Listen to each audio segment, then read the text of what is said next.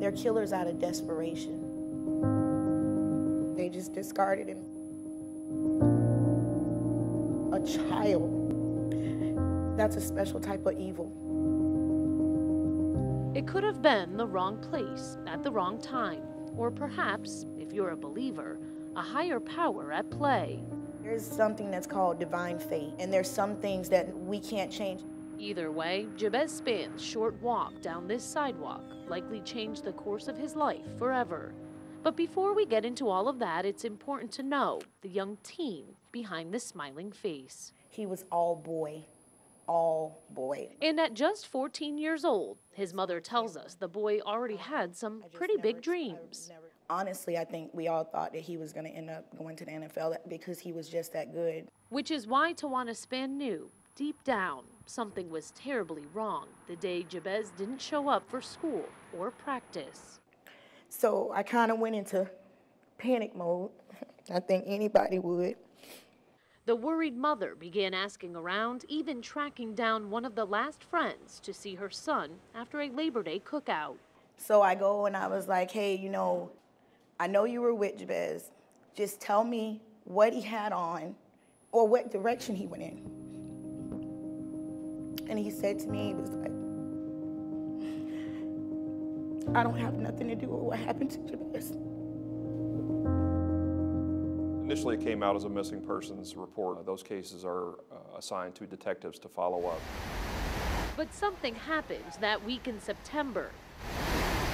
Hurricane Irma swept through Sarasota. When a storm like that comes through, it pretty much stops an investigation in its tracks. Where we have all hands on deck for storms. So unfortunately, yeah, those the criminal cases kind of have to take a back seat. But the storm came and went, and still no sign of Jabez. Not until nearly 18 months later, when a worker repairing a fence line a county away discovered the boy's remains right there on the side of the road.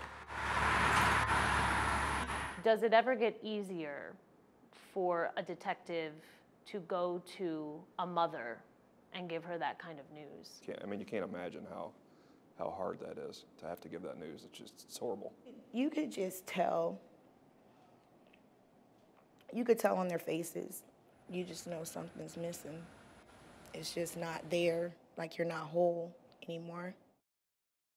Detectives still won't label it a homicide, but word on the street, or so they say, is Jabez was killed because he witnessed a murder just days before he disappeared, standing right here on the sidewalk as a man named Travis Combs was shot and killed a block from Jabez's home. He carried that around with him.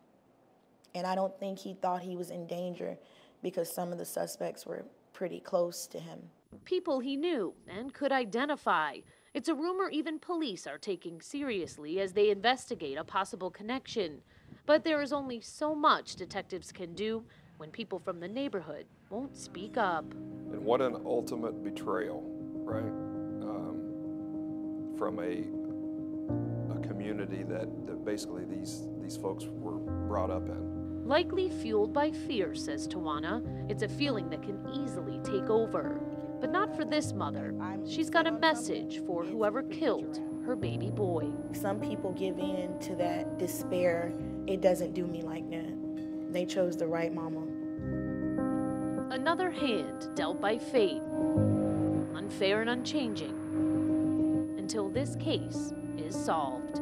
Kate McVeigh, Spectrum, Bay News 9.